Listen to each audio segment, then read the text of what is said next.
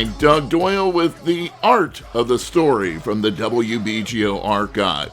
The Knicks opened their new NBA season with an impressive victory over the Cleveland Cavaliers last night at MSG. Fans are hoping for a title this season like they enjoyed in 1973. Knicks running the clock. Earl Monroe, bucket here, it's over. Chamberlain blocked it.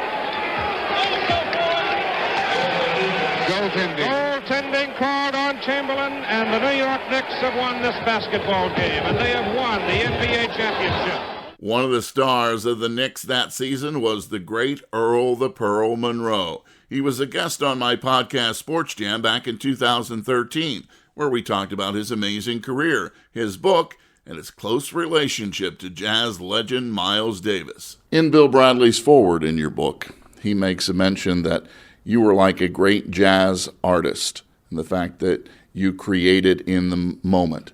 And you mentioned that you're a fan of R&B, you're a fan of all kinds of music, in fact, but you mentioned jazz a lot, and you mentioned Miles Davis a lot. You were like a jazz artist on the basketball court, weren't you? Yeah, I guess you could say that. It's improv.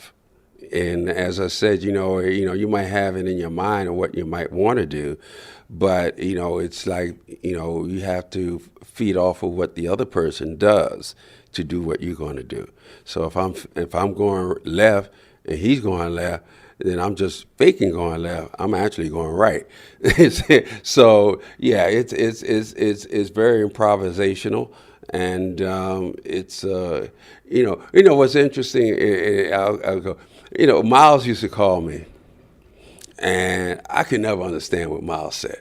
Miles will say, "Hey, Pearl," and I say, "Yeah, right, yeah," you know what I mean? And when I just got finished talking about the next year I had to get the bone spur operation. Well, Miles had gotten a hip operation, and he had this orthopedic bed.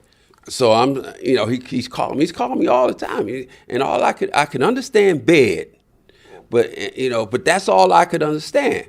15, 20 years later, I read his autobiography, and it's done by Quincy Troop, who's also my co-writer here.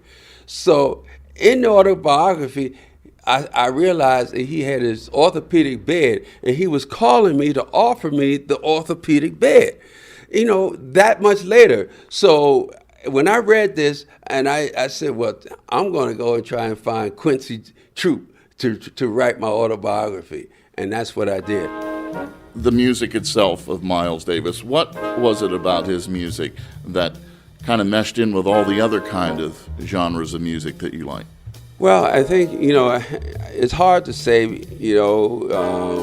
think the thing that I can say is that when you heard Miles, you knew it was him. And that's the way I wanted to play. When you saw me play, you knew it was me.